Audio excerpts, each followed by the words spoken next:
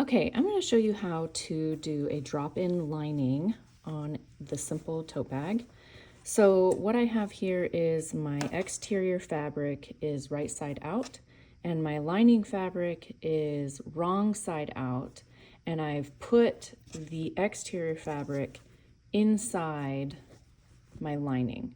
So the right sides of the lining and the exterior should be facing each other. Okay, so they're the same size, so you're gonna have to kind of squish the exterior down enough so that the edges will align. And I'm just going to line up the seams on both sides and clip those in place for now. And I'm gonna do that on both sides. Okay, now we're going to add the handle. So I have a piece of cotton webbing, and I am going to insert it in between the two layers of fabric. So under the lining and on top of the exterior. So we're just gonna put that loop down there so that the ends of the cotton webbing are sticking out. I like to go in about 4 inches. So if I am measuring from the corner down here, and it doesn't need to be exact, 1, 2, 3, 4. So I would put the edge of my cotton webbing right there at about 4 inches. And I'm going to make it stick out a little bit. It doesn't need to be a ton, just a little. And I'm gonna clip it in place on both sides. And we're gonna do the same thing on the other side with the other end of the strap.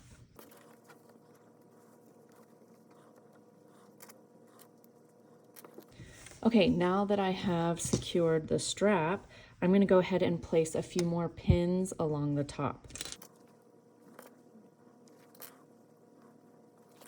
Okay, now we need to do the other side. We're basically going to do the exact same thing with another strip of webbing.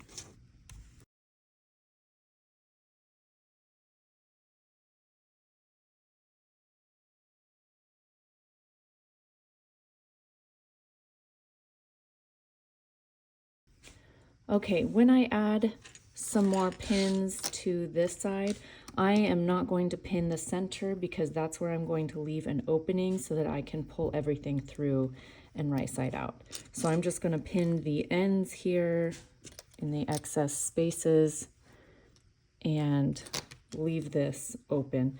Now I'm going to go ahead and sew along the top edge of this, and I'm going to start right here, go all the way around, and when I come back, I'll stop right here again, back stitching when I start and stop to stabilize the entry point.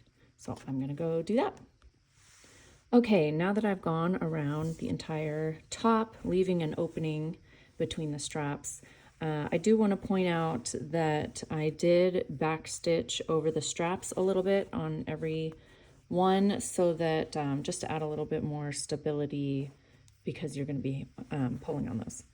So now that you have that all sewn together, you're going to reach in through your gap and grab the bottoms of both, and you're going to pull them through the hole.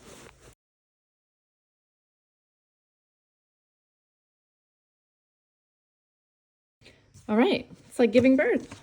Super easy. All right, now that you've got the exteriors facing out, you're now going to shove the lining into the exterior of the bag, and you're just going to kind of straighten it all out.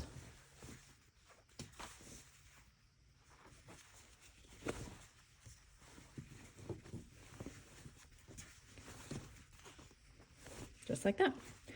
And now I would take it over to the iron and I would press all along the top, making sure that the lining and the exterior kind of match up. And where your gap is, you're just going to do the same thing, but you're going to tuck those ends in and press them just like that.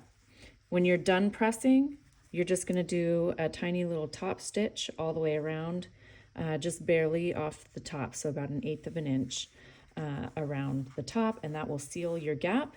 and stabilize the top and your straps, and then you've got a cute little bag.